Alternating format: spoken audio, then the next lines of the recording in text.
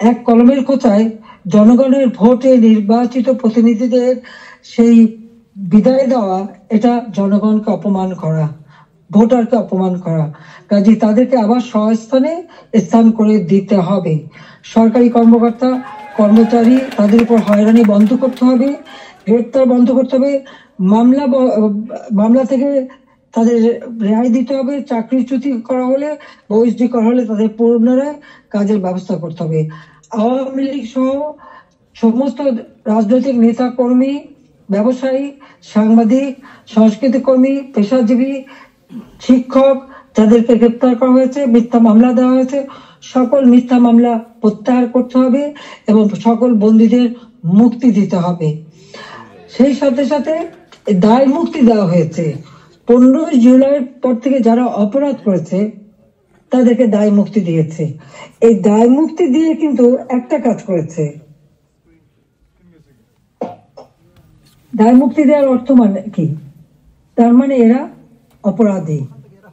15 জুলাই থেকে যে হত্যাকাণ্ড, ছাত্র হত্যা মিছিলে, পুলিশ হত্যা, রাজনৈতিক নেতাকর্মী হত্যা, সাংবাদিক হত্যা, সাংস্কৃতিক কর্মী হত্যা, যতগুলি হত্যাকাণ্ড ঘটেছে, সেই হত্যাকাণ্ডগুলি এবং যতগুলি অগ্নিসংযোগ হয়েছে, সেগুলি যারা সংগঠিত করেছে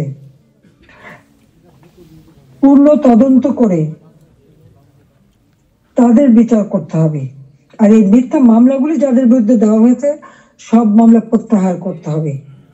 15 জুলাই থেকে 8 আগস্ট পর্যন্ত যাদের দায় মুক্তি দেওয়া হয়েছে, এই দায় মুক্তি দেওয়ার কোনো অধিকার নেই, তাদের বিচার করতে হবে।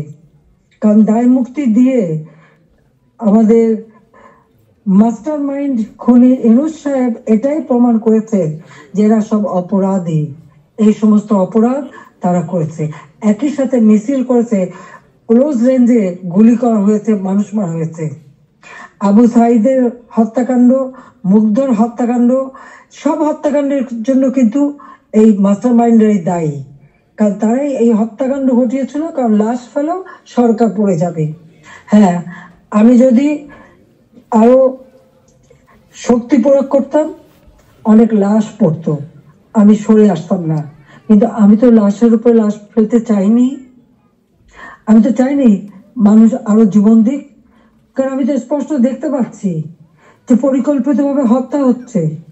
পুলিশকে খামাখা দোষারোপ দিচ্ছে, পুলিশকে তো রাবার বুলেট ব্যবহার করেছে এবং যখন পুলিশকে মেরে ঝুলানো হয়েছে তখন তারা তাদের জীবন বাঁচাতে চেষ্টা করেছে। এটা কিন্তু একটা ইউনিভার্সাল সিস্টেম, এটা বিশ্বব্যাপী আছে, তাদেরও আত্মরক্ষার সুযোগ আছে।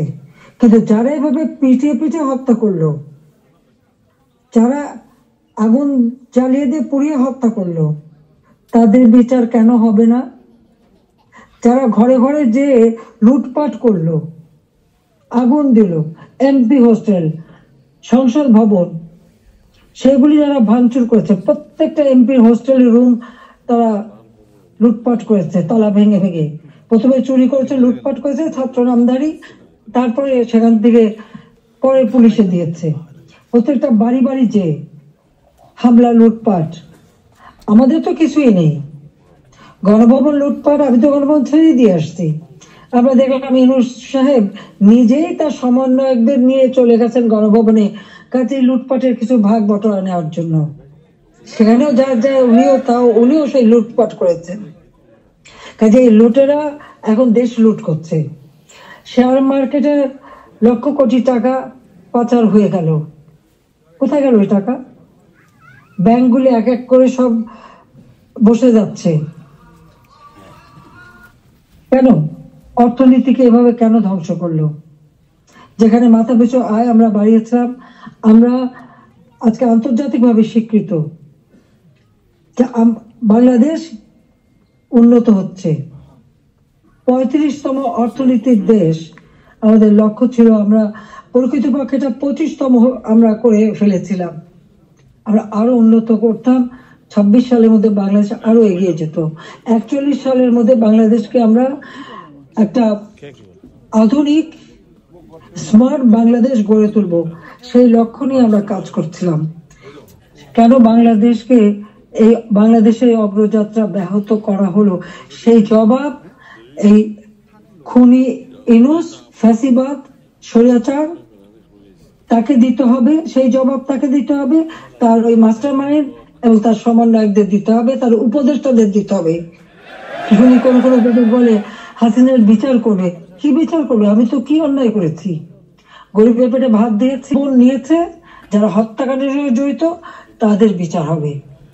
এবং সংবিধানের 7ম অনুচ্ছেদের খ অনুযায়ী কেউ যদি অবৈধভাবে ক্ষমতা দখল করে তার বিচার হয়। একজন জনপ্রতিনিধি আরেকজন জনপ্রতিনিধির কাছে